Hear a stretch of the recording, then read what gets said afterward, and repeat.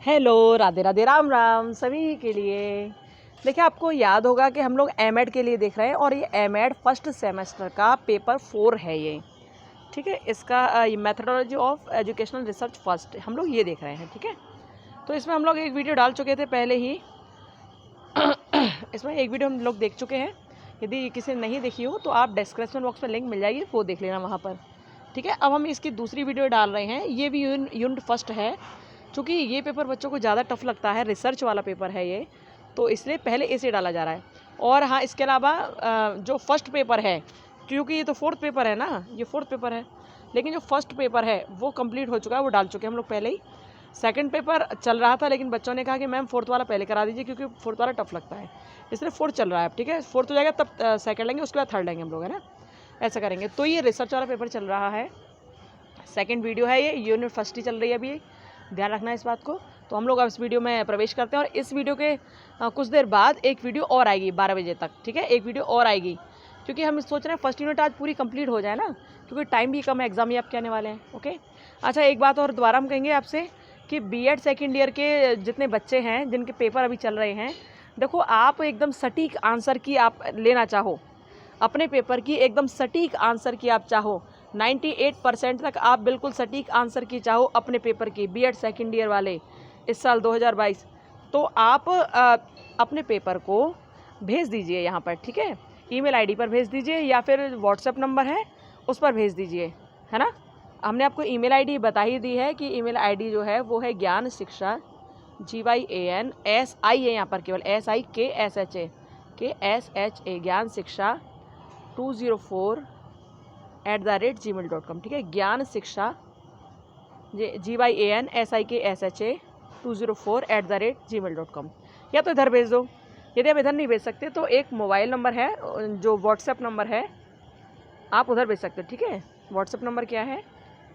7906593864, आप इस पर भेज सकते हो। लेकिन आप अपना पेपर भेज दीजिए। देखिए 2-3 बच्चों ने भेजा है, लेकिन किसी में कुछ क्लियर नहीं है, किसी में कुछ क्लियर नहीं है, तो आप एक क्लियर से पिक खींचकर अपने अपने पेपर को भेज दीजिए।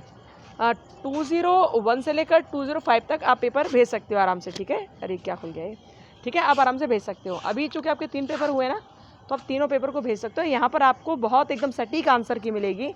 पिछले साल भी ऐसा हुआ था कि आंसर की दी गई थी और बहुत बच्चों को उससे लाभ हुआ था, ठीक है। तो आप चाहे यहाँ भेज दो, चाहे आप यहाँ भेज दो, ठीक है, कहीं भी भेज सकते हो जहाँ आपकी सुविधा लगे, और भेज देंगे तो आपको सटीक आंसर की मिल जाएगी, जिससे आप एक क्लियर कर पाओगे माइंड में कि आपके कितने नंबर आ रहे हैं और आप कितने नंबर पास हो रहे हैं और क्या हो रहा है, ठीक है। तो आंसर की आपको यहाँ एकदम सटीक मिलेगी, परेशान मत होना। आप यहाँ सेंड कर सकते हो अपना पेपर 201, 202, 203 कर सकते हो ना, और कल 4 वाला भेजेगा। एक बात और आपसे कह दूँ, तो बीएड सेकेंड ईयर वाले बच्चे हैं, प्रीवियस ईयर के पेपर देकर ज़रूर जाना, क्योंकि बहुत ज़्यादा उसमें से आ रहा है, बहुत ज़्यादा उसमें से फंस रहा है, ठीक है, वो देखकर ज़रूर जाना। ओके, चलिए अब चलते हैं एमएड वाले पेपर 4 की ओर। यहाँ हम लोग देख रहे हैं methodology of educational research first. तो यहाँ देखिए हम लोग पहली यूनिट देख रहे हैं, आपको याद है पहली यूनिट हम लोग देख रहे हैं, तो हम ये देख चुके थे पहली वीडियो में, यहाँ पर है ना, अप्लाइड रिसर्च देख चुके थे। अब हम क्या देखेंगे? अब देखेंगे हम ये बी वाला पार्ट और सी वाला पार्ट, है ना। तो अभी जो हम आपको दिखाएंगे वो हम ये वाला पार्ट दिखा रहे हैं, ये वाला पार्ट। थोड़ी देर में जो वीडियो आने वाली है वो ये वाले पार्ट की आएगी, लेकिन आएगी आज ही आएगी। हम पूरी कोशिश करेंगे ताकि आपका यूनिट फर्स्ट आज ख़त्म हो जाए, क्योंकि बहुत बड़ी बड़ी यूनिट्स हैं ये, और लेकिन बहुत मज़ा आता पढ़ने में, ठीक है। पढ़ोगे तो बड़ा अच्छा लगेगा आपको। ओके, चलो चलते हैं। तो हम सेकंड वाला पार्ट ये देख रहे हैं। इसमें हम क्या क्या देख रहे हैं? यहाँ पर हम क्वांटिटेटिव और क्वालिटेटिव रिसर्च के बारे में पढ़ेंगे कि क्या क्या है ये। देखना, हम शॉर्ट में समझाएंगे, आप लॉन्ग में समझने की कोशिश करना, ठीक है। चलिए ये देखिए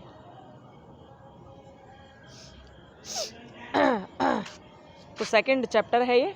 यहाँ देखिए, सबसे पहले इसमें ये बताया गया है कि गुणात्मक और परिमाणात्मक अनुसंधान होता क्या है, इसका अर्थ क्या है, परिभाषा क्या है। तो आप देख लीजिए क्या क्या है इसमें। प्रश्न दे रखा है, देखो यहाँ तो हम लोग प्रश्न की फॉर्म में पढ़ेंगे, लेकिन आपका जो एग्ज़ाम में आएगा वो कैसा आएगा, ऑब्जेक्टिव। इसलिए आप ध्यान से पढ़ना और कोशिश ये करना कि जहाँ जहाँ हम टिक लगाएं और आपको बताएं कि आ सकता है, उसको आप कॉपी में लिखते जाएं अलग से, ठीक है। ऐसा भी आप कर सकते हो, नहीं तो आप इसी तरह पढ़ सकते हो, कोई दिक्कत वाली बात नहीं है। आप जैसे भी समझ पाओ वैसे आप समझ सकते हो। तो प्रश्न यहाँ है क्वालिटेटिव और क्वांटिटेटिव रिसर्च के बारे में कि ये होती क्या है।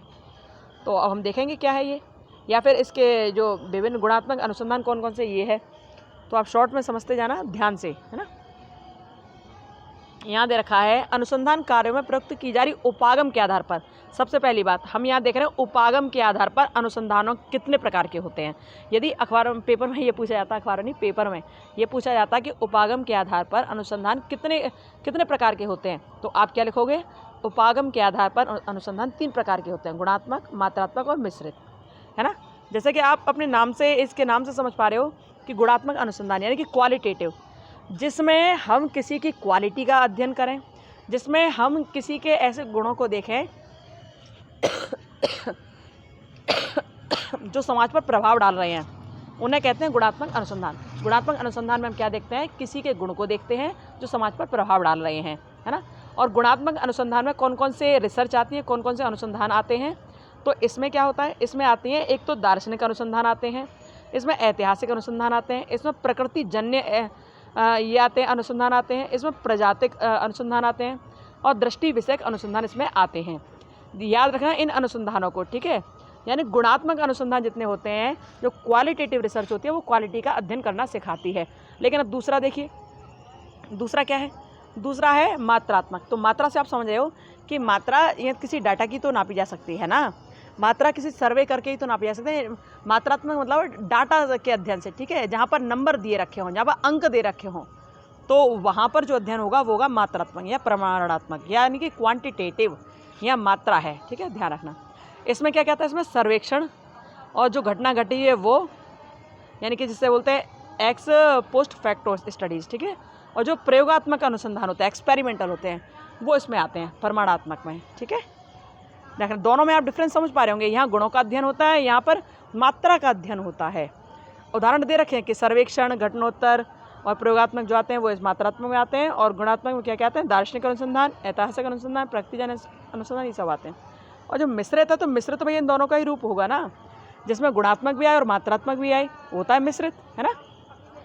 जिसमें गुणात्मक और मात्रात्मक दोनों उपागमों दोनों का प्रयोग किया था, दोनों का, ठीक है, ये हो गया। अब देखिए यहाँ तो आपने शॉर्ट में पढ़ लिया, अब शॉर्ट के अलावा आप अब इसे थोड़ा बड़े रूप में अध्ययन करेंगे इसका, इस वाले का पहले, ठीक है।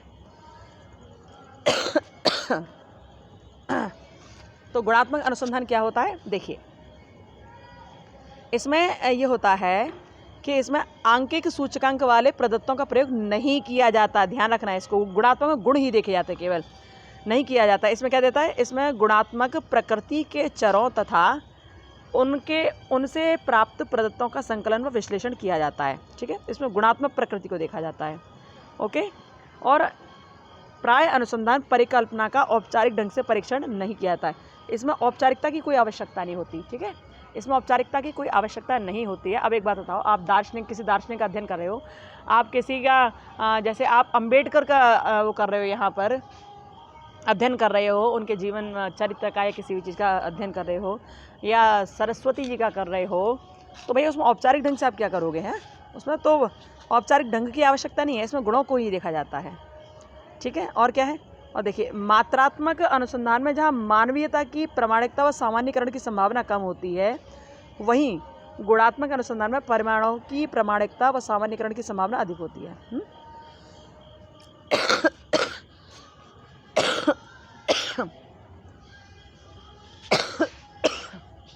थोड़ा सर्दी जुकाम बुखार हो रखा है, इसलिए वीडियो नहीं आ पा रही थी,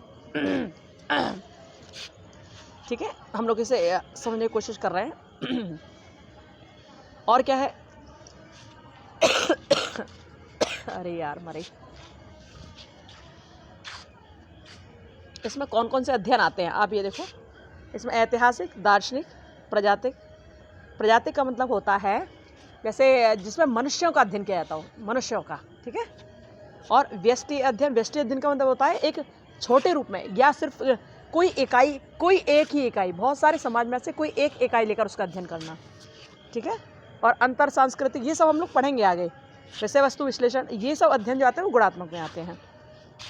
अब ये सब आपने देखा। अब इसका जो पहला ऐतिहासिक अनुसंधान, तो हम लोग यहाँ देख रहे हैं ऐतिहासिक अनुसंधान। तो आप समझिए इतिहास का मतलब आप जानते हो, जो हो चुका है उसका अध्ययन, उसके बारे में सोचना, उसके बारे में दुनिया को बताना, वो होता है ऐतिहासिक अध्ययन। ठीक है, देखिए ऐतिहासिक अध्ययन में क्या है, इतिहास मानव को उसके अतीत से अवगत कराता है, परंतु इतिहास क्या करता है, इतिहास मानव को उसके अतीत से मिलाता है कि पहले क्या था और अब क्या है। परंतु इतिहास से तात्पर्य, यहाँ देखो, परंतु इतिहास से तात्पर्य राजवंशों के इतिहास तक सीमित नहीं रहता, वरन यह मानव जाति द्वारा पूर्व में किए गए क्रियाकलापों, उपलब्धियों का व्यवस्थित व सार्थक चित्रण होता है ना। इतिहास का मतलब ये नहीं है कि केवल आप राजवंशों के बारे में बात करो, इतिहास का मतलब ये होता है कि पूर्व में जितने भी क्रियाकलाप हुए मानव द्वारा, उन्होंने क्या क्या उपलब्धि प्राप्त की, उसका सचित्र और सार्थक चित्रण होता है इसमें, है ना, ये सब होता है। और यह घटनाओं की केवल कालानुक्रमिक सूची या वितरण नहीं होता, वरन तत्कालीन समय की उन सामाजिक, सांस्कृतिक, आर्थिक व राजनीतिक स्थितियों का समग्र वैध लेखा जोखा होता है। इतिहास के बारे में आप सभी जानते हो, जो हो गया वो इतिहास बन गया, उसी का अध्ययन यहाँ पर हम लोग करते हैं। ठीक है, और इसमें क्या है, यह किसी व्यक्ति, विचार, आंदोलन, संस्था या समय विशेष पर केंद्रित हो सकते हैं। जो ऐतिहासिक अनुसंधान होते हैं, जो हिस्टोरिकल रिसर्च होती हैं, वो किसी विचार पर आधारित हो सकती हैं, वो किसी आंदोलन पर आधारित होते हैं, वो संस्था या समय पर किसी पर भी केंद्रित हो सकती हैं। ठीक, अब ये इसके बारे में जो जॉन डब्ल्यू वेस्ट और जेम्स बी कानन है, उन्होंने क्या कहा, उन्होंने कहा कि ऐतिहासिक अनुसंधान क्या था का वर्णन करता है। ये लोग क्या वर्णन कर रहे हैं, इस प्रक्रिया में सामान्यीकरण की खोज करने के उद्देश्य से अतीत की घटनाओं का अन्वेषण, अभिलेखन, विश्लेषण तथा व्याख्या करना समाहित रहता है।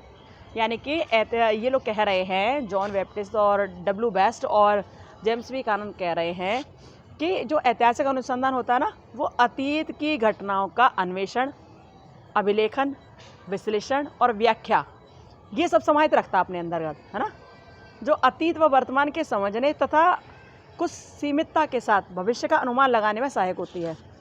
ये परिभाषा आप ध्यान रखेंगे, क्योंकि इस परिभाषा में भूतकाल, वर्तमान काल और भविष्य काल तीनों की चर्चा की गई, और जिस परिभाषा में तीनों की चर्चा की गई है वो ऐतिहासिक, एक तो ऐतिहासिक अनुसंधान है, और उस ऐतिहासिक अनुसंधान के बारे में बताया था डब्ल्यू बेस्ट ने और जेम्स बी कानन ने। ध्यान रखना, जिसमें तीनों की बात की गई, वर्तमान काल, भूतकाल, भविष्य काल। अब एक परिभाषा उन्होंने दी, एक इन्होंने दी कर्लिंगर ने। इन्होंने क्या कहा, इन्होंने कहा ऐतिहासिक अनुसंधान अतीत की घटनाओं, प्रगतियों, अनुभवों का आलोचनात्मक अन्वेषण है। इन्होंने आलोचनात्मक अन्वेषण कहा, कर्लिंगर ने क्या कहा, आलोचनात्मक अन्वेषण। ठीक है, अब आते हैं एक एफ.एल. व्हिटनी। इन्होंने कहा कि ऐतिहासिक अनुसंधान होता है, ऐतिहासिक अनुसंधान समान ढंग से अतीत के अनुभवों से संबंधित होता है, और इन्होंने कहा मानव विचारों तथा क्रियाओं के विकास की दिशा खोजती है। क्या, ऐतिहासिक अनुसंधान में। आप इनके जो पॉइंट्स हैं ना, उनको ध्यान रखना। परिभाषा तो याद होती है नहीं, है ना, परिभाषा तो याद नहीं होती, लेकिन इनके जो की पॉइंट्स हैं उन्हें आप याद रखना कि व्हिटनी ने ये कहा कि मानव विचार और क्रियाओं के विकास इससे विकसित होते हैं या उस दिशा की खोज करते हैं, ऐसे देख लेना। ठीक है, या फिर ये समान ढंग से अतीत के अनुभव से संबंधित है, उन्होंने ये कहा। कुछ भी आप जैसे भी याद करना चाहो, वैसे आप बस इनके की पॉइंट्स पकड़ लेना। जैसे डब्ल्यू बेस्ट ने ये कहा था, वर्तमान काल, भूतकाल, भविष्यकाल तीनों की बात करी, और कर्लिंगर ने ये कहा था, कर्लिंगर ने कि आलोचनात्मक अन्वेषण है ये ऐतिहासिक जो रिसर्च है, हिस्टोरिकल रिसर्च जो है वो क्या है, आलोचनात्मक अन्वेषण। व्हिटनी ने क्या कहा वो आप समझना कि मानव विचार और क्रियाओं के विकास की खोज करती है। कुल मिलाकर ये है, हम कह सकते हैं, क्या कह सकते हैं कि ऐतिहासिक अनुसंधान का मुख्य उद्देश्य अतीत की जानकारी के आधार पर वर्तमान को समझना। अतीत जो निकल गया उसकी जानकारी के आधार पर हम वर्तमान को समझेंगे और भविष्य के लिए सतर्क हो जाएंगे। यदि हम अतीत में कुछ गलत हुआ था तो वर्तमान में हम समझ गए हैं कि भैया उस टाइम गलत हुआ था। अंग्रेज़ों ने जब 200 साल तक राज्य किया और यहाँ मूंग धरते रहे वो हम लोगों के देश में, तो हम लोग अब वर्तमान में समझ गए कि अंग्रेज़ों ने हमारे देश के लिए कुछ अच्छा नहीं किया। अब क्या हुआ, अब हम भविष्य के लिए सतर्क हो गए कि अब अंग्रेज़ों को यहाँ पर झांकने नहीं देंगे और कोई व्यापारी कंपनी बनाने नहीं देंगे। वो बात अलग है कि सरकार कुछ चीज़ों का प्राइवेटाइजेशन कर रही है, वो थोड़ा अलग है और शायद हमसे खुश भी नहीं है। खैर जो भी है, अपना अपना फितरत है, क्या करना है। ठीक है, तो हम लोग को सीखना चाहिए अतीत की चीज़ों से। ठीक है, अब इसमें देखिए, न केवल पुरातन घटनाओं की जानकारी मिलती है ऐतिहासिक अनुसंधान से, बल्कि वर्तमान में किए जा रहे चिंतन को एक दिशा व दृष्टि भी मिलती है ना। इसमें तीनों ही चीज़ें हैं, भूतकाल, वर्तमान काल, भविष्य काल के बीच संबंध स्थापित होता है। तो ऐसे ऐतिहासिक अनुसंधानकर्ता द्वारा किया जाने वाला, लास्ट वाली लाइन को पढ़ो, ऐतिहासिक अनुसंधानकर्ता द्वारा किया जाने वाला यह कार्य अत्यंत जोखिम भरा तथा चुनौतीपूर्ण होता है। अब जोखिम भरा चुनौतीपूर्ण इसलिए होता है क्योंकि आपको इतिहास के पन्ने पलटने पड़ेंगे। सारी इतिहास की किताबें आपको अपने पास तो मिलेंगी नहीं। जब आप इतिहास का अध्ययन कर रहे हो तो भैया आपको कई खंडरों में भी जाना पड़ेगा और कुछ लोगों से ही बात करनी पड़ेगी जो उस टाइम थे और अभी भी हैं, उनसे बात करनी पड़ेगी। कुछ आपको अब किताबों को पलटना पड़ेगा, कुछ पुरातत्व विभाग में जाकर कुछ चीज़ों को खोजना पड़ेगा। तो ये सब फ्री में तो होता नहीं, आना जाना भी बहुत लग जाता है, इकट्ठा करने में बहुत टाइम लग जाता है, पैसे भी बहुत लग जाते हैं। तो ये सब चीज़ होती है इसमें ना। आगे देखते हैं। देखिए ऐतिहासिक प्रदत्तों के स्रोत, देखो ये हम आपको बताते जा रहे हैं पूरा, आप इन्हें बाकी जो है ना ये सब पढ़ते आना आप अपने हिसाब से। जो मुख्य है वो हम आपको बता दे रहे हैं। आपको केवल हम एक क्लैरिटी दिखा रहे हैं कि किसमें क्या है, वास्तविकता में वो चीज़ होती क्या है, हम आपको केवल ये बता रहे हैं, है ना। यहाँ देखिए ऐतिहासिक प्रदत्तों के स्रोत क्या हैं। तो सोर्स देखिए कि आप किस किस तरह से ऐतिहासिक अनुसंधान कर पाओगे और अनुसंधान के लिए क्या क्या चीज़ों की आवश्यकता है। इसमें क्या है, ऐतिहासिक अनुसंधान में प्रयुक्त होने वाली सामग्री अतीत के घटनाक्रमों, व्यक्तियों, संस्थाओं अथवा प्रक्रियाओं आदि से संबंधित होती है। ठीक है, देखो आपको क्लियर तो नज़र आ रहा होगा ना। नहीं आ रहा हो तो ऊपर 3 पॉइंट्स होंगे, वहाँ आप हाई क्वालिटी करके देख पाओगे ना। तो जो प्रदत्त स्रोत हैं वो क्या है, ऐतिहासिक आधार सामग्री के स्रोत प्राय अत्यंत भ्रामक, अस्पष्ट, अपूर्ण तथा परस्पर विरोधी होते हैं। कभी कभी ऐसा भी होता है, सही बात है भाई, कभी कभी बड़े भ्रामक भी होते हैं, अस्पष्ट भी होते हैं, अपूर्ण और परस्पर विरोधी भी होते हैं। इसलिए ऐतिहासिक अनुसंधान सदैव ही अनेक प्रकार की कठिनाइयों, जटिलताओं तथा विसंगतियों से ग्रसित रहते हैं। इसके स्रोत क्या क्या हैं, देखो हम इतिहास को कैसे कैसे समझ सकते हैं। एक तो ग्रंथों के द्वारा, जो प्रकाशित ग्रंथ हैं उनके द्वारा। दूसरा ताम्रपत्र, यानी कि जो ताम्रपत्रों पर लिखे रहते थे ना, पहले लिखे रहते थे सारी चीज़ें, या पत्थरों पर या ताम्र लिपियों पर, है ना। और सिक्के और मुद्राएं देखकर हम इतिहास का अध्ययन कर सकते हैं। औजारों को देखकर, आपने देखा होगा सिंधु घाटी सभ्यता में तमाम औजार मिले, सिक्के मिले, मुद्राएं मिली हैं, तो उन सब का अध्ययन हम लोग कर रहे थे। भग्नावशेष के आधार पर, चित्र के आधार पर और अप्रकाशित पांडुलिपियों के आधार पर, सरकारी दस्तावेजों के आधार पर, दैनिक जीवन की वस्तुएं, रिकॉर्डिंग, लोक वृत्तांत, इन सब के आधार पर हम लोग इतिहास का अध्ययन कर सकते हैं, अनुसंधान कर सकते हैं। आगे देखिए, अनुसंधानकर्ताओं के लिए सटीक, निष्पक्ष व विश्वसनीय ढंग से अतीत को जानना, समझना, मूल्यांकित करना एक अत्यंत कठिन कार्य होता है। अच्छा, ये जो प्रदत्त है ना, प्रदत्तों के स्रोतों को 2 भागों में बांटा गया है मुख्य रूप से, ये ध्यान रखना, ठीक है। हो सकता है ये प्रश्न आ जाए कि ऐतिहासिक अनुसंधान के प्रदत्त स्रोतों को कितने भागों में बांटा गया है। तो 2 भागों में बांटा गया। कौन कौन से, एक तो प्राथमिक और दूसरा द्वितीयक स्रोत। प्राथमिक स्रोत में क्या है हम लोग देखेंगे। प्राथमिक स्रोत में ऐसे ऐतिहासिक स्रोत माने जाते हैं जिनका लेखन, रचना या प्रस्तुतिकरण उन व्यक्तियों के द्वारा आंखों देखी, कानों सुनी सूचनाओं के आधार पर किया जाता है, जिन्होंने संबंधित घटनाक्रम में या तो स्वयं प्रतिभाग किया था अथवा उस घटना का स्वयं अवलोकन किया था। प्राथमिक स्रोत समझ रहे हो। प्राथमिक स्रोत में वो चीज़ें आती हैं, जैसे कोई घटना घटित हुई, सपोज करो 1857 की क्रांति घटित हुई, ठीक है, 1857 की क्रांति हुई। अब 1857 के टाइम जो व्यक्ति होंगे और जिन्होंने उन व्यक्तियों ने कोई किताब लिखी उस समय, तो वो मानी जाएगी प्राथमिक स्रोत, है ना, वो मानी जाएगी प्राथमिक स्रोत। या 1857 की क्रांति में जिन लोगों ने भाग लिया और वो लोग लगभग 1899 में अपनी बात कह रहे हैं, तो वो माने जाएंगे प्राथमिक स्रोत। यानी कि आंखों देखी और कानों सुनी बात हो, जो वास्तव में रियल हो, तो उसे कहते हैं प्राथमिक स्रोत। में वही चीज़ आती हैं जो व्यक्ति यदि उस घटना से संबंधित है वो आपको बताए, या फिर उसी के द्वारा लिखी हुई वो किताब हो, कोई भी चीज़ हो लेकिन हो उसी टाइम की, तो वो मानी जाती है प्राथमिक स्रोत, है ना, वो मानी जाती है प्राथमिक स्रोत। ये ध्यान रखना। और ये प्राथमिक स्रोत होते हैं, इसमें मुख्य 3 प्रकार के स्रोत माने जाते हैं। प्राथमिक स्रोत भी जो हैं वो भी मुख्य 3 प्रकार के होते हैं। कौन कौन से, एक तो होते हैं अभिलेख, जिन्होंने लिख दिया, लिखकर जो चले गए, लेकिन लिखा कब कि घटना हो रही थी उसी टाइम इन्होंने लिख दिया। तो एक तो होते हैं अभिलेख। अभिलेख में जैसे संविधान आपने देखते हो, भारत का संविधान कितना बड़ा है ना। अच्छा बताना, भारत के संविधान में कितनी अनुसूचियाँ हैं, ये आप कमेंट बॉक्स में कमेंट करना, ठीक है। कितनी अनुसूचियाँ हैं, कितने भाग हैं और कितने अनुच्छेद हैं, ये आप इसमें कमेंट बॉक्स में कमेंट करना। देखते हैं किस किस को पता है।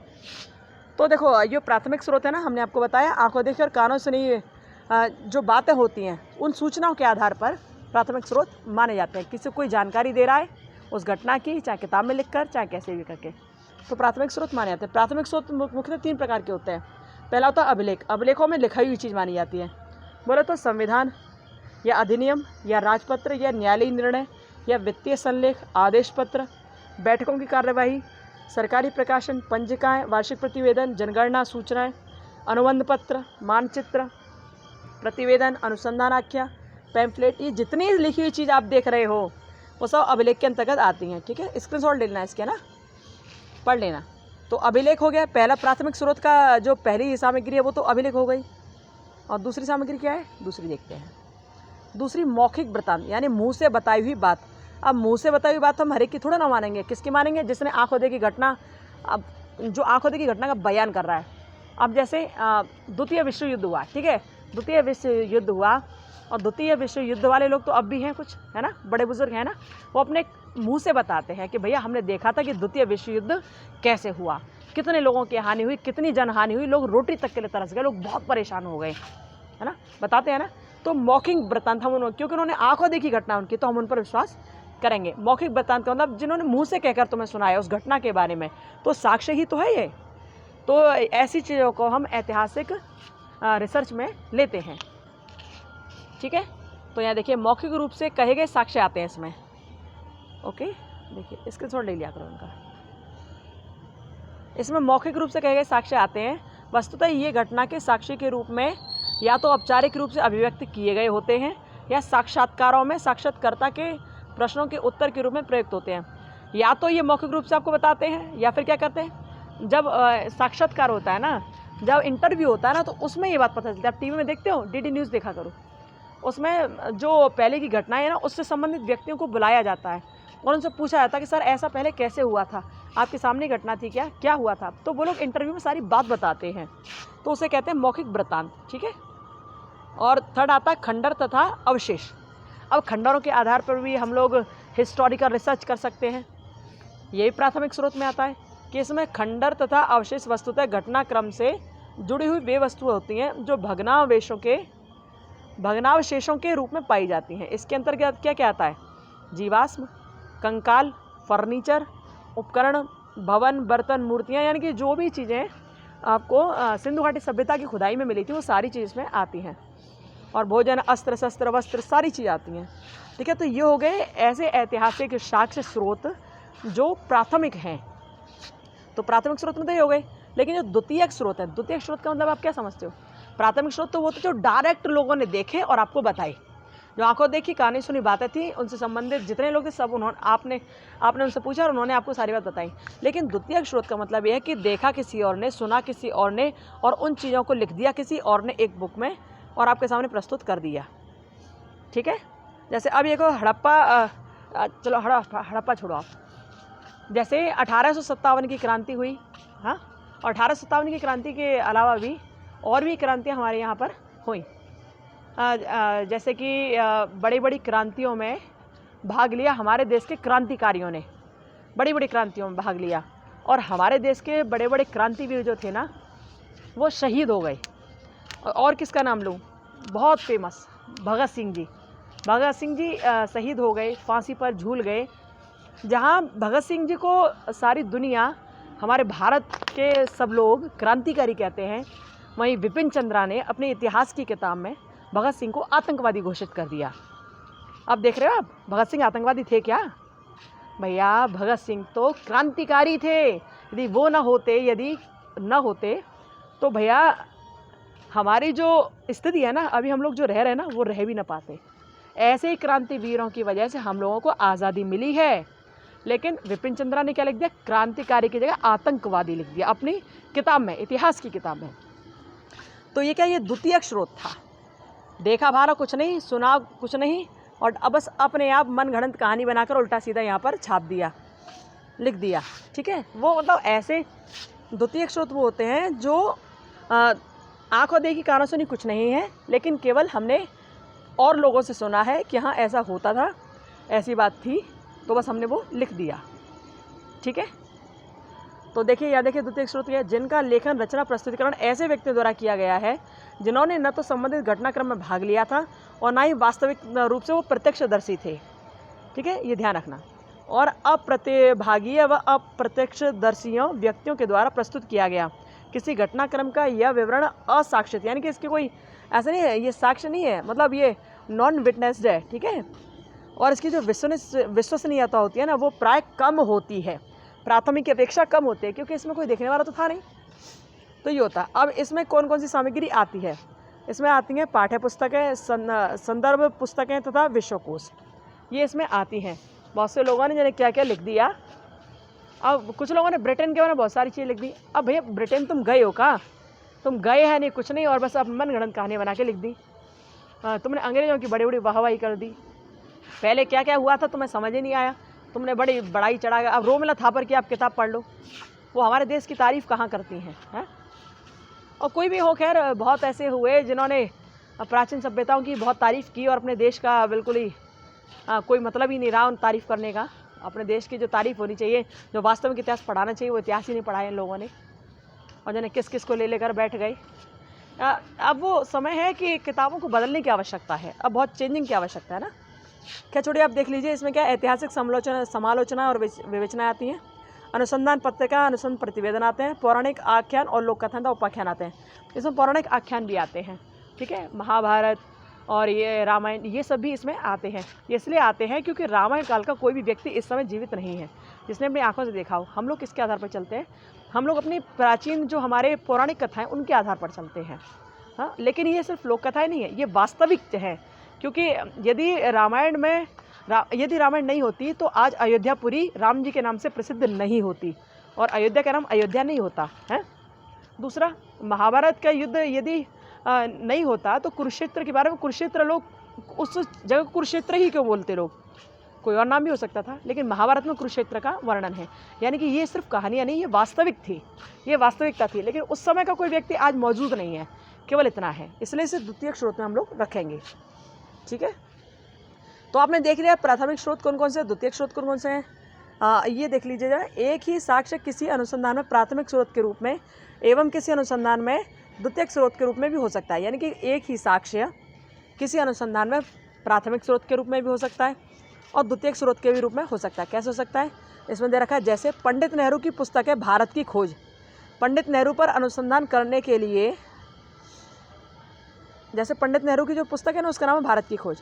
पंडित नेहरू पर अनुसंधान करने वालों के लिए वो प्राथमिक स्रोत होगी, क्योंकि वो पंडित नेहरू पर ही अनुसंधान कर रहे हैं। परंतु मध्यकालीन भारत से संबंधित किसी प्रकरण पर अनुसंधान करने वाले के लिए प्राथमिक स्रोत कहाँ गया? परंतु मध्यकालीन भारत से संबंधित किसी प्रकरण पर अनुसंधान करने वाले अनुसंधानकर्ता के लिए द्वितीयक स्रोत होगी। हाँ, सही बात है। यदि आप किसी के बारे में जानकारी कर रहे हो, अनुसंधान कर रहे हो, तो उससे संबंधित जितनी किताबें होंगी आपके लिए तो प्राथमिक स्रोत हैं। लेकिन जब आपके प्राथमिक स्रोत जो है उस चीज़ के बारे में कोई दूसरा पढ़ना चाह रहा है तो उसके लिए द्वितीयक स्रोत वो होंगी, क्योंकि उसकी मेन उद्देश्य किसी और चीज़ पर अध्ययन करना है। वो तो इस अध्ययन में आए हुए एक नाम को आपके पास से खोज रहा है, तो उसके लिए तो द्वितीयक स्रोत है। ठीक है, तो एक ही चीज़ दो लोगों के लिए प्राथमिक भी हो सकती है और द्वितीयक स्रोत भी हो सकती है। ठीक है, इसमें ऐतिहासिक प्रदत्तों की समालोचना। देखो, आलोचना, क्रिटिसिज्म का मतलब ये नहीं होता कि आप किसी की कमियों को ढूंढें। इसका मतलब ये होता है, समालोचना का मतलब कि आप अपनी चीज़ों को बताएं कि इसमें ऐसा सही था, इसमें ऐसा होना सही था।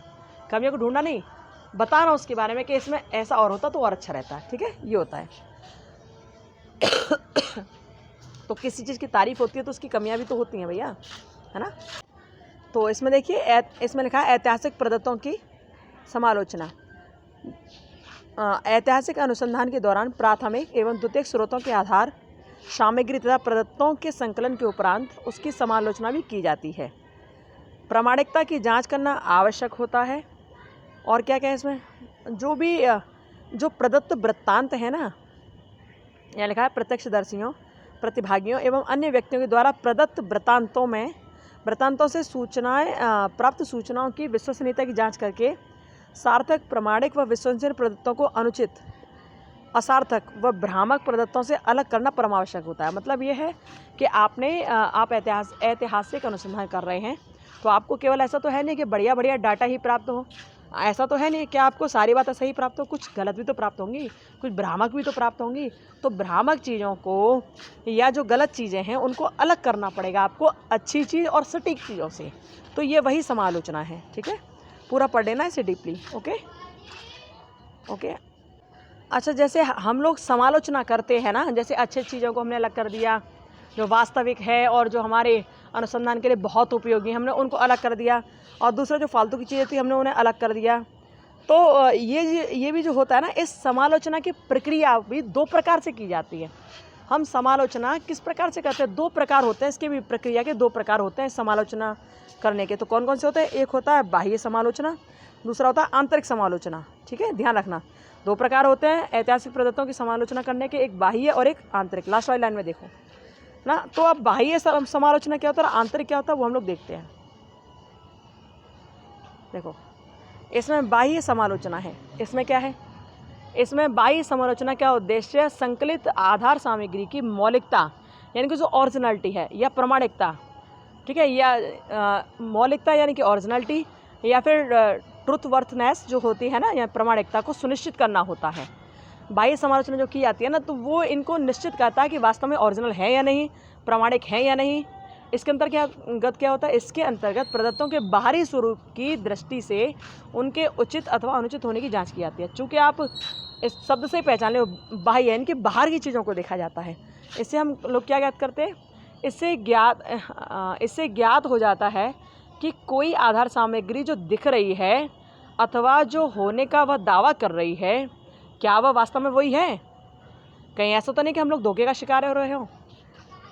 यदि आपके सामने रामायण रखी हुई है तो वास्तव में वो रामायण है या नहीं है, या रामायण के भीतर कुछ और ही लिखा हुआ है? ये होती है प्रामाणिकता की जांच। बाह्य समालोचना हम कैसे करते हैं? अब जैसे हमने देखा कि रामायण है भी या नहीं, तो पहले हम उसका ऊपर वाला कवर देखेंगे, उसके पेजों को खोल कर भी देखेंगे, और राम जी के फ़ोटो और चरित्रों के फ़ोटो भी होंगे उसमें, वो सब देखेंगे। तो ये बाह्य समालोचना होती है ना। उदाहरण दे रखा है इसमें।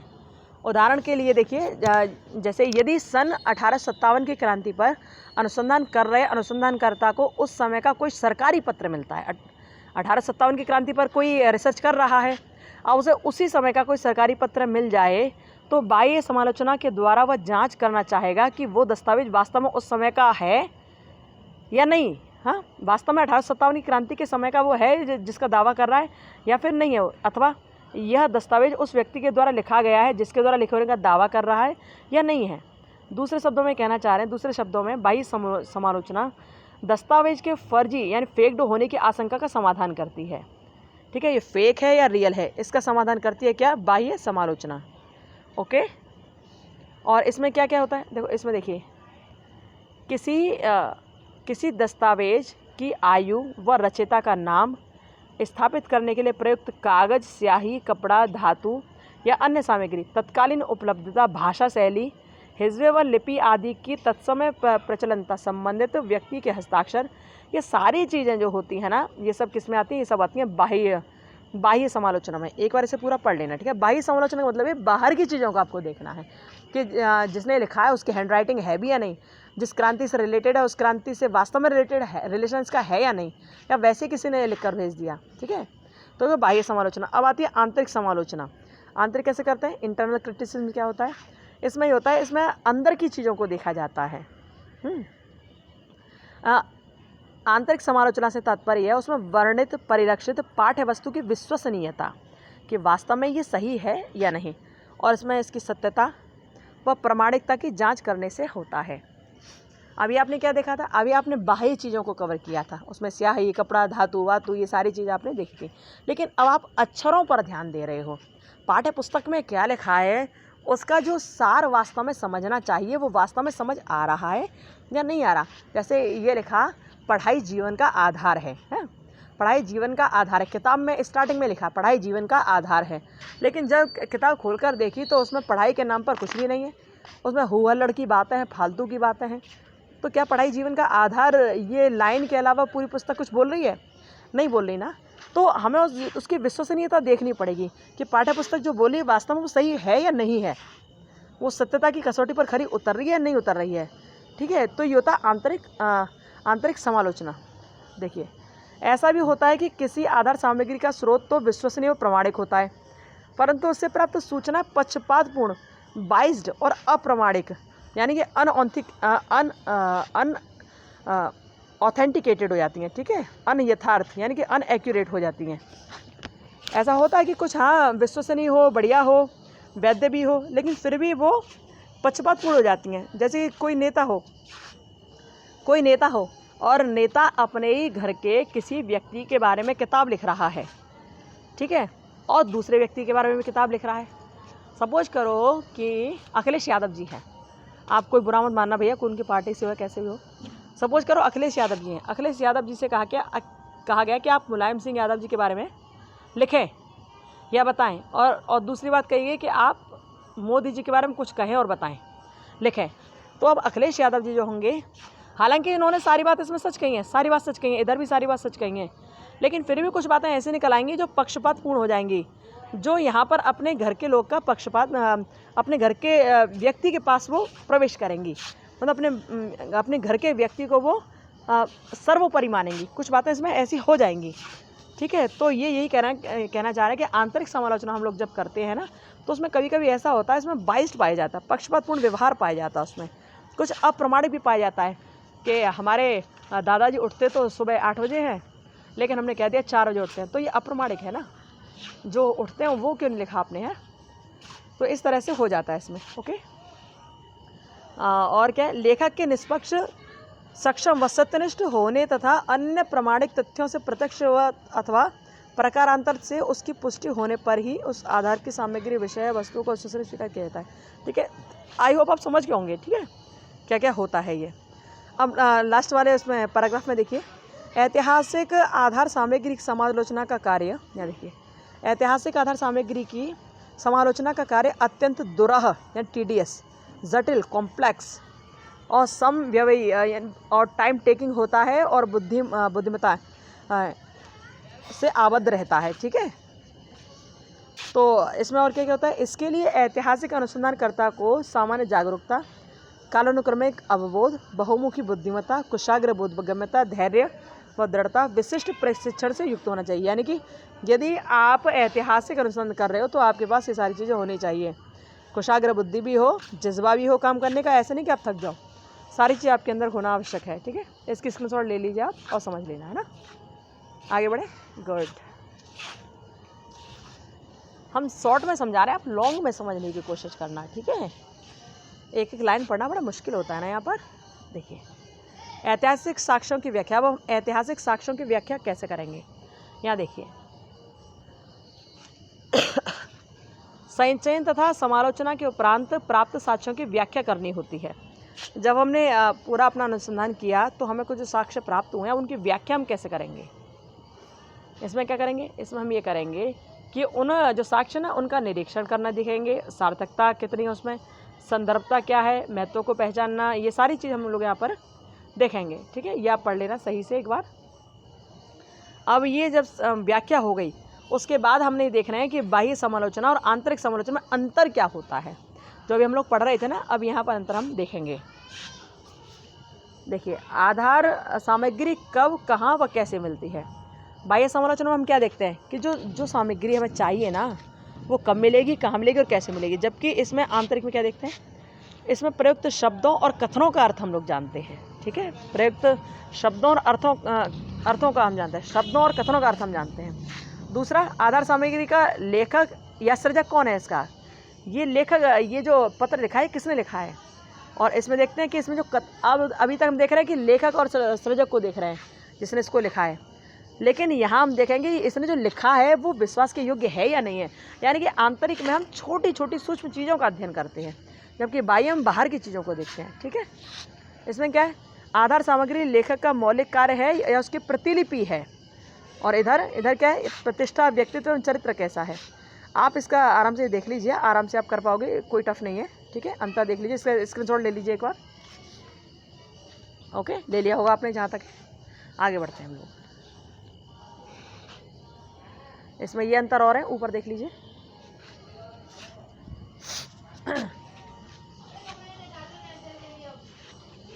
हाँ ठीक है, आपने ये इसका ले लिया होगा, इसका स्क्रीनशॉट। ये जो है आंतरिक ही है, ये है ना आंतरिक। देखिए आगे क्या है, ऐतिहासिक अनुसंधानों में आत्मनिष्ठा के किसी न किसी रूप में मौजूद रहना वस्तुतः इस प्रकार के अनुसंधान कार्यों की एक बड़ी सीमा होती है। इस वजह से ऐतिहासिक अनुसंधान, ठीक है। तो आप ये देख चुके हम लोग क्या कर रहे थे, यहाँ देखिए। हाँ, ऐतिहासिक अनुसंधानों के परिणाम कभी कभी विवादास्पद भी हो जाते हैं। भाई बिल्कुल विवादास्पद होंगे ही, हम कुछ कह रहे हैं और आप कुछ कह रहे हो। हमने देखा कि 1857 की क्रांति के बारे में डॉक्टर सेन ने लिखा, लेकिन दूसरा कह रहा नहीं, विपिन चंद्रा ने लिखा, तो विवाद होना शुरू हो गया, ऐसा हो गया है ना। तो कभी कभी विवादास्पद होने की वजह से कभी कभी बुरी तरह निष्फल भी हो जाते हैं, है ना। तो आप इस तरह पढ़ लेंगे इसे। तो पहला तो आपने देख लिया, ये ऐतिहासिक जो अनुसंधान है ना, ये किस में आता है, आप बताना हमें क्वालिटेटिव है या क्वांटिटेटिव है, ये बताना हमको लिखकर कमेंट बॉक्स में इसी टाइम, ठीक है, कि गुणात्मक है या मात्रात्मक में आ रहा है ये। चलिए, अब दूसरा इसमें अनुसंधान आता है गुणात्मक में, दार्शनिक अनुसंधान, यानी कि किसी फिलॉसफर को हम लोग देखते हैं, किसी फिलॉसफर की जीवनी, उसके कार्य, और सबसे बड़ी बात उसका समाज पर क्या प्रभाव पड़ा, उसके जीवन का, तो हम लोग यहाँ पर देखते हैं, ठीक है। नाम से आप समझ पा रहे होंगे। इसमें क्या, महान चिंतकों के विचारों, संगठनों व आंदोलन के अध्ययन के संदर्भ में ये किया जाता है, ठीक है। और इसकी जो विधि होती है मुख्यतः कैसे होती है, व्याख्यात्मक, इसमें व्याख्या की जाती है, तो व्याख्यात्मक प्रकार की ये होती है। ये ध्यान रखना, इसमें विचारों, संप्रत्यों आदि का विश्लेषण, संश्लेषण व मूल्यांकन करना निहित रहता है। और क्या होता है, इसमें विचार परिप्रेक्ष्य को बताने वाले अभी तक अज्ञात पक्षों को सामने लाना होता है।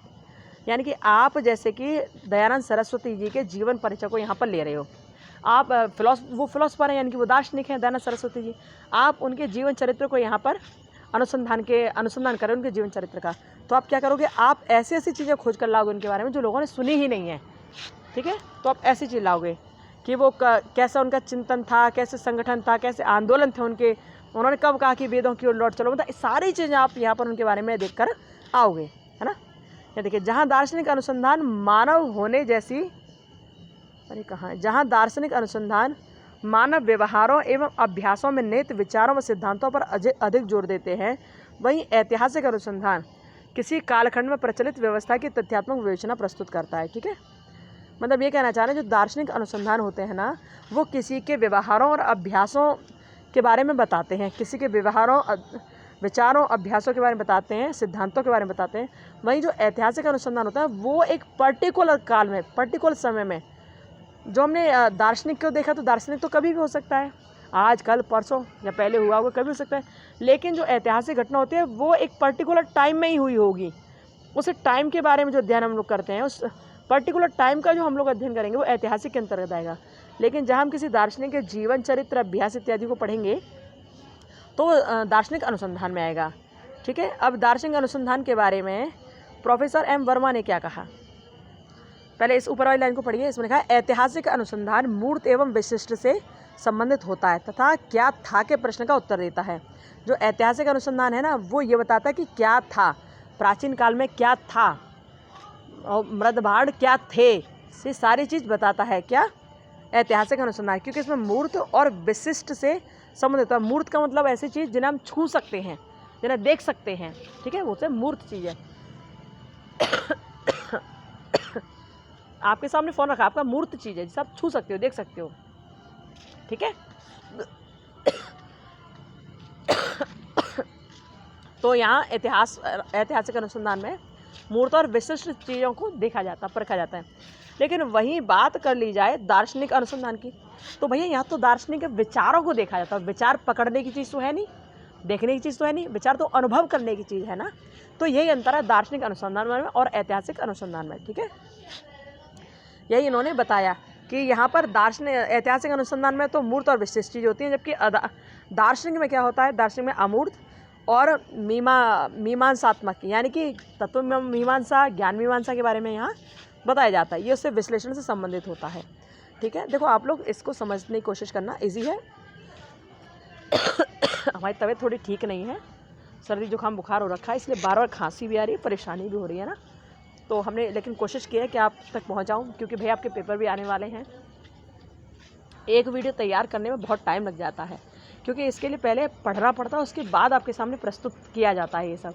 यदि पढ़ो नहीं तो कुछ भी नहीं समझ आएगा, केवल पेज आपके पास पहुँचेंगे और समझ कुछ नहीं आएगा। लेकिन हमारी कोशिश ये रहती है कि आपको कम समय में अधिक लाभ मिल जाए। ठीक है, और हमारी तबीयत सही नहीं थी, इसलिए हम यहाँ वीडियो कोई नहीं डाल पा रहे थे।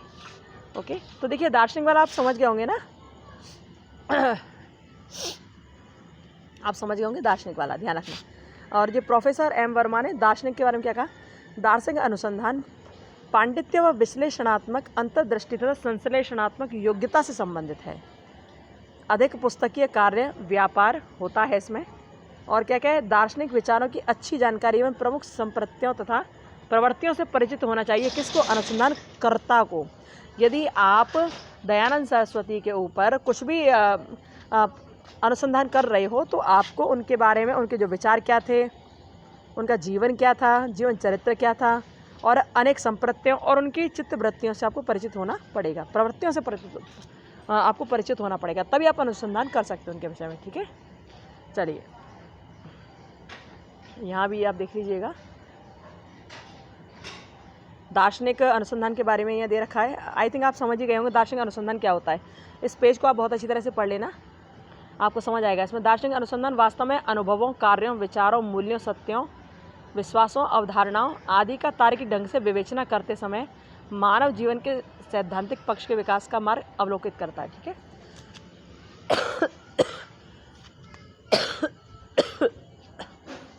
देखिए बहुत ज़्यादा परेशानी हो रही है ना। अच्छा, ये देख लीजिए, दार्शनिक अनुसंधान कार्यों को निम्नलिखित 7 प्रकारों में बांटा जा सकता है।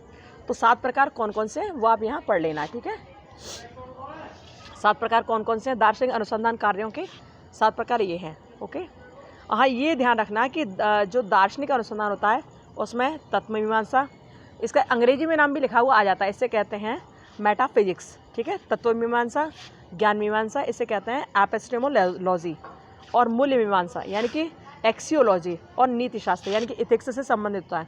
ये ध्यान रखना, दार्शनिक शास्त्र जो होता है, दार्शनिक अनुसंधान जो होता है वो किस किस से होता है, तत्व मीमांसा, ज्ञान मीमांसा, मूल्य मीमांसा, नीति शास्त्र इत्यादि से संबंधित होता है। ठीक है, बाकी आप ये यहाँ तक पढ़ लेना। इसमें क्या है, आपको एक मोटे रूप में बताऊँ, मोटे रूप में दार्शनिक अनुसंधान की जो कार्यविधि होती है ना, यहाँ दे रखा है, मोटे रूप में दार्शनिक अनुसंधान की कार्यविधि को निम्न ढंग से 5 सोपानों में सोपानबद्ध किया जाता है। ये इंपॉर्टेंट समझना है। ठीक है, ये पूछ सकते हैं कि दार्शनिक अनुसंधान की जो कार्यविधि होती है उसे कितने सोपानों में व्यक्त किया जा सकता है। तो 5 में। क्या क्या 5 कौन कौन से टॉपिक हैं। सबसे पहले समस्या का आप चयन करेंगे। समस्या क्या है, समस्या का मतलब बोले तो शीर्षक क्या है। जैसे कि आप कर रहे हो महात्मा गांधी के ऊपर कर रहे हो, तो महात्मा गांधी को आपने रख लिया, यानी कि महात्मा गांधी के विचारों की आधुनिक समय प्रासंगिकता, तो ये हो गया आपका शीर्षक, ये हो गया आपकी समस्या। ठीक है, तो आप ये रखोगे पहले, समस्या का आपने चयन कर लिया। अब संबंधित साहित्य का आप सर्वेक्षण करोगे। संबंधित साहित्य बोले तो चूँकि आप महात्मा गांधी को ले रहे हो तो महात्मा गांधी से रिलेटेड जितने साहित्य होंगे आप उन्हें पकड़ोगे, और महात्मा गांधी के बारे में जितने लोगों ने लिखा होगा कुछ भी स्पेशल, आप उनके चीज़ों को भी पकड़ोगे, उनके किताबों को भी लोगे, क्योंकि वही संबंधित साहित्य माना जाएगा। ठीक है, 2 बात होगी। तीसरी बात क्या है, जब आधार सामग्री का संकलन व संगठन करेंगे फिर आप, और अब उस अनुसंधान में जो चीज़ प्रयुक्त होंगी उनको आप इकट्ठा करोगे। ठीक है, फिर जितनी आपने चीज़ें ली हैं, कि चाहे बाहर से आपने कोई किताब ली है महात्मा गांधी से रिलेटेड, या महात्मा गांधी लिखी वो किताब ली है, कुछ भी आपने लिया है, उन सबको आप इकट्ठा करोगे, उनका विश्लेषण और संश्लेषण करोगे, किस में कितनी चीज़ सही और कितनी चीज़ गलत है वो देखोगे। उसके बाद अनुसंधान प्रतिवेदन आप तैयार कर दोगे, आपकी पूरी एक फाइल बनके तैयार हो जाएगी। ठीक है, इस तरह से आप कर पाओगे। ओके, तो ये होता है आपका क्या, दार्शनिक अनुसंधान। ठीक है, अब ये किस में आता है ये भी आप बताओगे, वैसे हमने स्टार्ट में बता दिया किस में आता है, तो आप ये नीचे जो लिखा हुआ है ये आप पढ़ लेना। ठीक है, हम शॉर्ट में ही समझा रहे हैं, और इतना प्रॉब्लम हो रही है हमको बहुत। अब देखिए, अब ये कौन सा अनुसंधान है, प्रजातिक अनुसंधान। प्रजातिक का मतलब है एथेनोग्राफिक रिसर्च। अब जैसा कि हमने आपको स्टार्ट में बताया, जो प्रजातिक अनुसंधान होता है उसमें मानव का अध्ययन करते हैं, और ऐसे मानवों का जो आदिम मानव है ना, उनका अध्ययन, कि वो कैसे रहते थे या कैसे रहते हैं, कैसे कपड़े पहनते हैं, कैसी कॉलोनी बनाकर रहते हैं, कैसे लोगों के साथ उनका मेल मिलाप रहता है, ये सारी चीज़ें हम लोग देखें प्रजातिक अनुसंधान के अंतर्गत। ठीक है, हमने मुख्य मुख्य चीज़ों को यहाँ पर लगा दिया है, इनको हाईलाइट कर दिया, बहुत आराम से आप क्लियरली समझ पाओगे, कोई दिक्कत नहीं होगी आपको, है ना। यहाँ पर क्या करते हैं, इस विधि का प्रारंभ कहाँ से हुआ था, आदिम जनजातियों से, यानी प्रिमिटिव ट्राइब से हुआ था। तो इसका जो आरंभ हुआ था ना, ये पूछ सकते हैं लोग कि प्रजातिक अनुसंधान का आरंभ कहाँ से हुआ था। प्रजातिक अनुसंधान का आरंभ हुआ था सबसे पहले 19वीं शताब्दी के अंत में हुआ था। दूसरा, इस विधि का प्रारंभ आदिम जनजातियों की सांस्कृतिक विशेषताओं का अध्ययन करने के लिए हुआ था। ठीक है, इसमें हम इनकी जीवन शैली, भाषा शैली, दिनचर्या, विवाह प्रथा, बाल पोषण, धार्मिक विश्वास, पूजा अर्चना, इन सारी चीज़ों को हम लोग यहाँ पर देखते हैं, उनका अनुसंधान हम लोग करते हैं, रिसर्च करते हैं उनके बारे में। ठीक है, अब इन सब चीज़ों की हम रिसर्च कैसे कर पाएंगे, सोचा आपने। अभी आदिम जो जनजाति है, प्रिमिटिव ट्राइब्स जो है, उनकी हम रिसर्च कैसे कर पाएंगे। उनकी रिसर्च हम तभी तो कर सकते हैं जब हम उनके साथ रहें, हैं, साथ रहें, उनके कमेटी में रहें, उनकी भाषा वगैरह हमें आती हो, तभी तो हम सीख पाएंगे, या फिर उनसे हमारी कोई घनिष्ठ मित्रता हो, तभी तो हम सीख पाएंगे। तो यही यहाँ पर कहा गया है, प्रजातिक अध्ययनों से प्राप्त परिणामों की वैधता निम्नलिखित 3 बातों पर निर्भर करती है। ये तो आप समझ गए कि ये होता क्या है, लेकिन जो जिसकी वैधता वो 3 बातों पर निर्भर करती है कि आप कैसे सीख पाओगे, आप कैसे अनुसंधान कर पाओगे प्रजातिक का। तो कैसे कर पाओगे, एक तो सबसे पहली बात, अवलोकनकर्ता के द्वारा उस सामाजिक समूह के एकीकृत सदस्य के रूप में समूह के साथ व्यतीत समय, यानी कि आप उस समूह में यदि समय जितना ज़्यादा बिताओगे और उन लोगों को भी लगे कि हाँ आप उसी के समूह के हो, तभी तो आप जान पाओगे, तभी तो आप अनुसंधान कर पाओगे। तो पहला पॉइंट ये कह रहा है कि आपको पहले तो उसका एकीकृत सदस्य होना पड़ेगा उस जाति का। दूसरा, आपको समूह की भाषा आनी चाहिए। तीसरा, जो सूचनादाताओं को दिया गया प्रशिक्षण, यानी कि आप प्रशिक्षण दोगे या फिर आपको प्रशिक्षण मिला होगा उनके साथ रहने का, उनकी भाषा जानने का, उन्हें समझने का, तभी तो आप अनुसंधान कर पाओगे। यूँ ही नहीं कि आप चले गए सेंट्रल जनजाति का अनुसंधान करने, तो हो गया, उन्होंने कर दिया आपका काम तमाम कर दिया, तो आगे दिक्कत बहुत बड़ी, तो ऐसा नहीं होगा। ठीक है, आपको जानना पड़ेगा उनके बारे में, तो ये बड़ा खतरनाक होता है, ध्यान रखना इसे। ठीक है, तो ये होता प्रजातिक अनुसंधान। ओके, अच्छी तरह पढ़ लेना ध्यान से। और आगे इसके बारे में दे रखा है, प्रजातिक अध्ययन की प्रथम अवधारणा है कि समूहों में व्यक्ति का व्यवहार जटिल अंतरक्रियाओं की गत्यात्मक प्रक्रिया के द्वारा निर्धारित होता है। ठीक है, जटिल अंतरक्रियाओं की गत्यात्मक प्रक्रिया जो डायनेमिक होती है उसके द्वारा। ठीक है, इसे पढ़ लोगे ना, आपको बिल्कुल क्लियर सारी चीज़ समझ आएंगी। इसकी कुछ अवधारणा भी हैं इसकी कुछ अवधारणा भी हैं, जिसमें दूसरी, तीसरी और पहली। ठीक है, 3 अवधारणाएं इसकी हैं। तो जो वास्तविक अवधारणा है उसके बारे में आप क्या पढ़ेंगे, प्रजातिक अध्ययनों की प्रथम अवधारणा ये है कि इसके जो व्यवहार जटिल अंतरक्रियाओं का गत्यात्मक प्रक्रिया के द्वारा इसका निर्धारित होता है, जिसे केवल एक बार में देखकर अथवा किसी कृत्रिम परिस्थिति में अवलोकन करके नहीं जाना सकता। भाई आप किसी की गतिविधि को केवल एक बार में देखकर थोड़ा पहचान पाओगे, जो आदिम जनजाति है, किसी की भी आप एक बार देखकर थोड़ा पहचानोगे, आपको रहना तो पड़ेगा ना। तो पहली अवधारणा इसकी यही है। दूसरी अवधारणा क्या है, दूसरी अवधारणा यह है कि मानव व्यवहार उस पृष्ठभूमि से सार्थक रूप से प्रभावित होना चाहिए। आपका या तो कोई मित्र होना चाहिए उस जनजाति का, या फिर आप उसी में से कोई होने चाहिए, या आप सार्थक रूप से प्रभावित होने चाहिए उससे, है, यानी कि कुल मिलाकर यह है कि आप वहाँ रहने चाहिए, समझने चाहिए उन्हें। तब देख सकते हो। तीसरी अवधारणा क्या है, अनुसंधानकर्ता का अपने प्रयोजनों के साथ संबंध दोनों के परस्पर विश्वास और भरोसे पर निर्भर करता है। अतः अनुसंधानकर्ता को कभी कभी किसी पक्ष या पूर्वाग्रह से संबंधित या प्रभावित नहीं होना चाहिए, वरन सदैव निष्पक्षता के साथ वस्तुनिष्ठ ढंग से प्रतिभागी अवलोकन करना चाहिए। ठीक है, ये ध्यान रखना, ये है। और ये सब दे रखा है वही जो हमने ऊपर बताया है, ये सब आप पढ़ लेना। ठीक है, ये उदाहरण पूछे जा सकते हैं कि ये किसके अंतर्गत आते हैं। तो प्रजातिक अध्ययनों के कुछ उदाहरण शीर्षक निम्नवत हैं, इनको आप पढ़ लेना। ठीक है, उदाहरण कौन कौन से हैं, जो कर्मचारी नेतृत्व अंतक्रिया आए, तो ये भी बता देना कि किस में आती है, ये प्रजातिक अनुसंधान में आती है। और छात्र अध्यापक संबंध ये प्रजातिक अनुसंधान होता है। ये मानव से संबंधित जितने सिद्धांत होंगे वो प्रजातिक अनुसंधान में आएंगे, जो मानवों से संबंधित है, उनके क्रियाकलापों से संबंधित है, ध्यान रखना। और दार्शनिक में क्या था? दार्शनिकता में विचारों को देखते थे हम लोग। इतिहास में क्या था? इतिहास में साक्ष्यों को देखते थे हम लोग।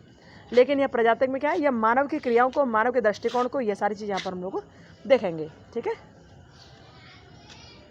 चलिए नीचे वाली लाइन में पढ़ लेना। नीचे वाली लाइन में कहा प्रजातिक अनुसंधानों में अनुसंधानकर्ता से अनेक अपेक्षाएं होती हैं। प्रथम अपेक्षा क्या है? उसे अध्ययन समूह की भाषा सीखनी होती है। सही बात है भैया, पहले आपको उनकी भाषा सीखनी पड़ेगी तब जान पाओगे। द्वितीय क्या है? द्वितीय यह है कि सामाजिक परिवेश में निवास करना होता उन्हीं के साथ। ठीक है, और तीसरी क्या है? तीसरी उसे समूह के सामाजिक क्रियाकलापों में भाग लेना होता है। ठीक है, तो 3 क्रियाएं बहुत ज़रूरी है। ओके, ये हो गया आपका क्या? प्रजातिक अनुसंधान। अब देखते हैं हम व्यष्टि अध्ययन। व्यष्टि का मतलब होता है बहुत सूक्ष्म रूप, छोटा रूप। एक होता है व्यष्टि और एक होता है समष्टि। व्यष्टि का मतलब ही छोटा रूप है, तो छोटा रूप किसी का भी हो सकता है, या तो एक मतलब इसे बोल सकते हैं कि सैम्पलिंग मेथड है ये। ठीक है, चावलों से भरा हुआ एक कुकर रखा हुआ है, उसमें बहुत सारे चावल पक रहे हैं, लेकिन हमको ये जानना है कि चावल पके या नहीं। तो हम लोग एक चावल निकाल कर देखेंगे, यदि एक चावल पक गया तो हम पूरे चावलों को समझ जाते हैं कि चावल पूरे पक चुके हैं।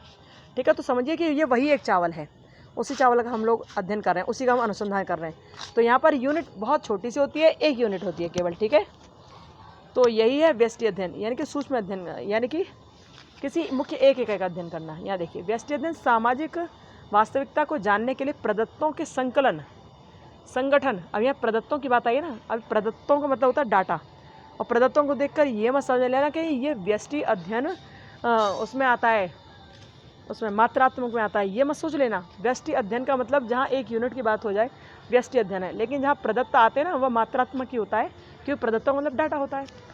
पर यहाँ आपको याद रखना पड़ेगा मुख्य रूप से, क्योंकि केस स्टडी मेथड है ये। ठीक है, तो यहाँ पर क्या देखते हैं? संकलन, संगठन, विश्लेषण तथा प्रस्तुतिकरण का एक ढंग है। ठीक है, सामाजिक वास्तविकता को जानने के लिए प्रदत्तों के संकलन, संगठन, विश्लेषण तथा प्रस्तुतिकरण का एक ढंग है ये। ठीक है, इसमें क्या होता है? इस विधि में एकक अध्ययन विधि या एकल अध्ययन विधि अथवा व्यक्ति अध्ययन विधि के रूप में इसे संबोधित किया जाता है। ये नाम है इसके, एकल और ये सब नाम है इसके। ठीक है, इसको आप पढ़ लेना, बहुत अच्छी तरह से आपको समझ आ जाएगा। हम आपको कुछ बहुत शॉर्ट में बता रहे हैं, आप समझते जाना। यहाँ पूरे ग्रुप को नहीं देखा जा रहा है, यहाँ केवल एक को देखा जा रहा है। ठीक है, अब इसके बारे में हर्बर्ट स्पेंसर और लीप्ले क्या कह रहे हैं? इन्होंने क्या कहा इसके बारे में? इन्होंने भी ये सारी चीज़ कही है। इन्होंने इस विधि के अंतर्गत व्यक्ति, परिवार, समूह, संस्था रूपी किसी चयनित इकाई के सभी पक्षों का सावधानीपूर्वक गहन व संपूर्ण अध्ययन किया जाता है, जिससे संबंधित इकाई के व्यवहार की प्रकृति, परिस्थिति तथा कारकों को सम्यक रूप से जाना जा सके। इस विधि का प्रारंभ कैसे हुआ? इस विधि का प्रारंभ समाजशास्त्रीय अध्ययनों के संदर्भ में हर्बर्ट स्पेंसर तथा लीप्ले के द्वारा किया गया। अब ये आप ध्यान रखना कि जो व्यष्टि अध्ययन विधि थी उसका आरंभ किसके द्वारा किया गया था? हर्बर्ट और प्ले के द्वारा। ठीक है, हर्बर्ट और प्ले के द्वारा किया गया था, ध्यान रखना है ना।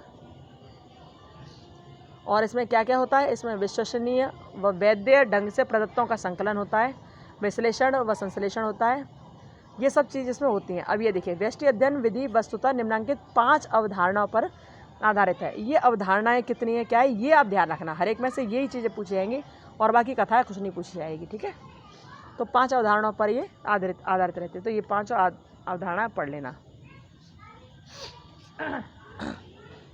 ठीक है, और क्या है, व्यष्टि अध्ययन को मुख्य रूप से दो वर्गों में बांटा गया। मुख्य रूप से 2 वर्गों में।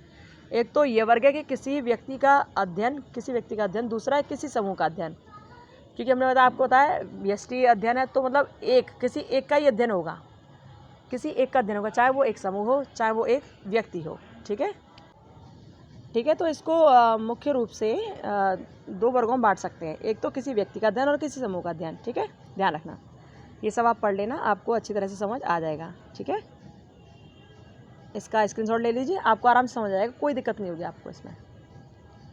अब देखिए, आपने ये समझ लिया पूरा कि व्यष्टि का अध्ययन क्या होता है, और इसमें इसको हम 5 सोपानों में विभाजित कर सकते हैं। व्यष्टि अध्ययन विधि की कार्य प्रणाली को हम 5 सोपानों में व्यवस्थित या विघटित या विभाजित कर सकते हैं। ठीक है, पहले समस्या की विवेचना करेंगे, घटनाक्रमों का अध्ययन करेंगे, निर्धारक कारकों को पहचानेंगे और आधार सामग्री का विश्लेषण संश्लेषण करेंगे, फिर निष्कर्ष निकालेंगे। ठीक है, ये ये सोपान वगैरह याद रखना आप, ठीक है, और ये सब यहाँ तक पढ़ लेना। अब आता है अंतर सांस्कृतिक अनुसंधान। अब आप नाम से पहचान रहे होंगे कि अंतर सांस्कृतिक यानी कि ये सब कल्चर के बारे में बात की जा रही है, ठीक है।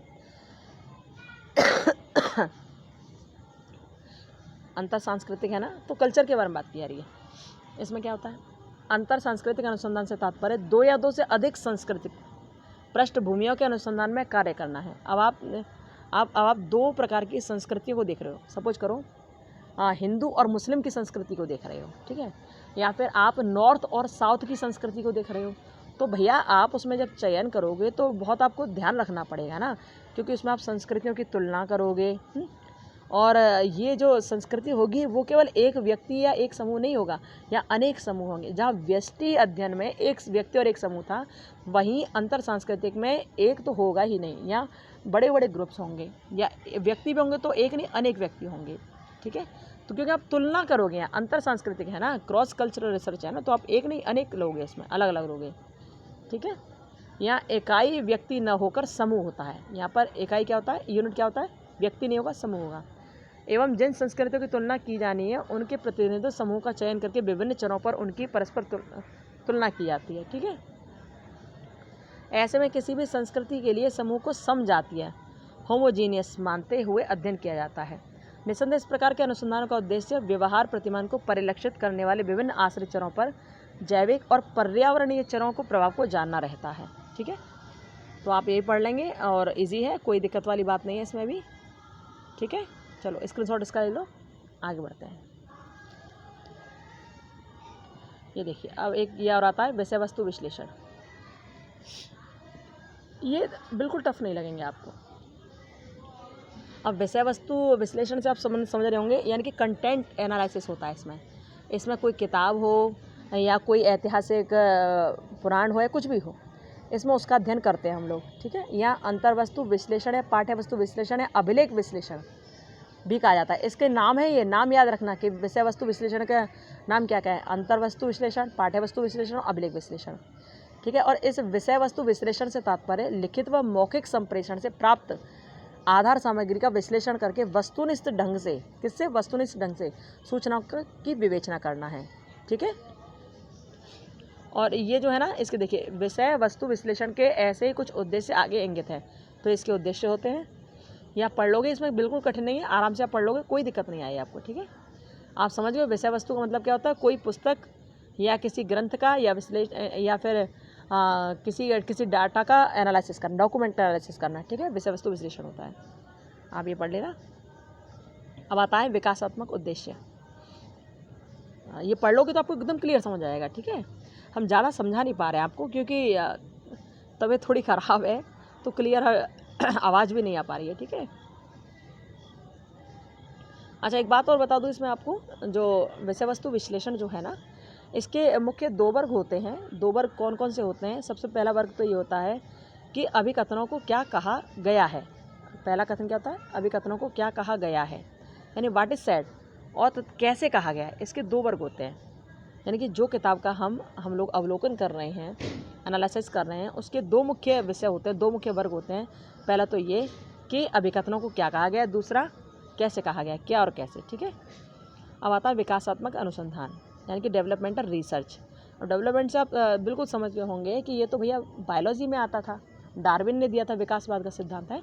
तो बस आप इतना ही समझो, विकासात्मक अनुसंधान का मतलब ही ये है कि ये बायोलॉजिकल नेचर है इसका, ठीक है। और ये जो बायोलॉजिकल नेचर होता है वो आनुवांशिकी से रिलेटेड होता है डायरेक्टली, ठीक है। किससे, आनुवांशिकी से रिलेटेड होता है, और ये विज्ञान की शाखा के अंतर्गत ही आता है, ओके। इसमें क्या क्या रखते हैं, इसमें बौद्धिक और जो शरीर से रिलेटेड जितनी चीज़ें होती हैं, इसमें सारी चीज़ें आती हैं। जो विकास होता है, जिनका विकास और वृद्धि होती है, वो सारी चीज़ें विकासात्मक अनुसंधान में रखी जाती हैं। लास्ट वाली लाइन पढ़ो, लास्ट वाली। इसमें लिखा है विकासात्मक अध्ययन के दो प्रकार हैं। कौन कौन सा है, एक है अनुदैर्ध्य, दूसरा अनुप्रस्थ, ठीक है। अनुदैर्ध्य और अनुप्रस्थ क्या होते हैं, ये हम लोग देखते हैं।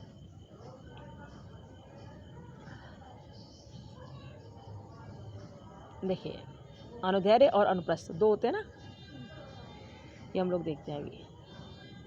अनुदैर्ध्य अध्ययन में बालकों या व्यक्तियों के किसी एक समूह का चयन कर लेते हैं, ठीक है। अनुदैर्ध्य में क्या होता है, व्यक्ति या बालकों के किसी एक समूह का चयन कर लेते हैं और थोड़े थोड़े समय अंतराल पर कई बार चयनित विकासात्मक विशेषताओं के सापेक्ष उनका अध्ययन करते हैं।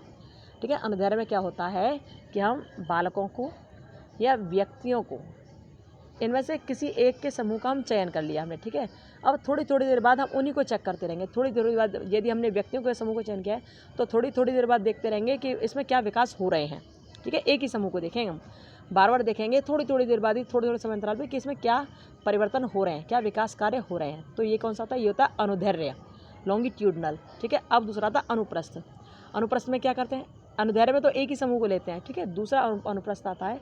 अनुप्रस्थ अध्ययनों में हम एक साथ विभिन्न आयु वर्गों के बालकों या व्यक्तियों के समूह को ले लेते हैं। अनुदैर्ध्य में आपने क्या पढ़ा था कि एक ही आयु वर्ग के बालकों या व्यक्तियों के समूह को लेते हैं और उनका, जैसे हमने 10 साल के बालकों को लिया यहाँ या 50 साल के बुजुर्गों को हमने यहाँ लिया। ठीक है, तो हम लोग क्या करते हैं, 10 साल के बच्चों के समूह को लिया है तो हम 10 साल वाले बच्चों के समूह को 1 साल बाद, 2 साल बाद, 3 साल बाद चेक करते रहेंगे हैं। या 50 साल के लिए है तो 1 साल बाद, 2 साल बाद, 3 साल बाद चेक करते रहेंगे, ये होगा। लेकिन वहीं अनुप्रस्थ में ये होता है कि हम एक साथ कई आयु वर्ग के लोगों को लेते हैं। एक 10 साल का बच्चा है, एक 20 साल का बच्चा है, एक 30 साल का इंसान है, इस तरह से हम लेंगे, उसको चेक करेंगे। ये होता है अनुप्रस्थ वाला। ठीक है, अनुप्रस्थ अध्ययनों में हम एक साथ विभिन्न आयु वर्ग के बालक व्यक्तियों के समूह को छांट लेते हैं, फिर उनके जो विकासात्मक विशेषता उनका अध्ययन करते हैं। ठीक है, तो ये होता है। तो आप इसे यहाँ तक पढ़ लेना। ठीक है, तो ये हो गया हमारा क्या, क्वालिटेटिव रिसर्च के बारे में। अब ये जो है क्वांटिटेटिव, वो हम यहाँ से पढ़ना शुरू करेंगे। थोड़ी देर बाद दूसरी वीडियो आएगी। ठीक है, ये वीडियो बहुत बड़ी होगी, थोड़ी देर बाद दूसरी वीडियो आएगी, उसे हम लोग देखेंगे। आप लोग खुश रहिए, मस्त रहिए, अपना ध्यान रखिए। थोड़ी देर बाद हम लोग फिर मिलते हैं। अच्छी तरह पढ़ लेना। ठीक है, कोई बच्ची नहीं समझ आए तो कमेंट बॉक्स में कमेंट कर देना। फिर मिलेंगे। Bye, Radhe Radhe, Ram Ram, bye bye.